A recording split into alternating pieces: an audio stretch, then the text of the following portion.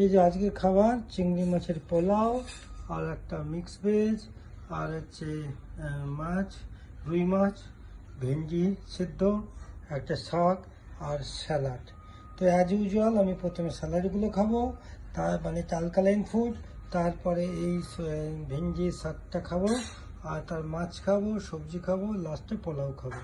তো এইভাবে যদি খাই, এই পোলাওয়ের মধ্যে যে রাইসটা আছে, এর মধ্যে যে সুগারটা আছে, এই সুগারটাও আমার খুব একটা বাড়বে না। এই হচ্ছে আমার খাবার পদ্ধতি। এই পদ্ধতিতে আমি খেয়ে আমার সুগারটাকে কন্ট্রোল করে রেখেছি। আগের আমার 14 বছরের সুগার ছিল, সেটাকে পুরো মানে কন্ট্রোল করে এখন আমার সুগারের ওষুধ লাগে না।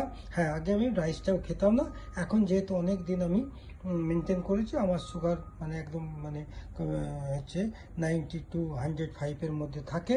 তো সেই জন্যে একটু মাঝে মাঝে এই রাইসটা খাই। ওকে।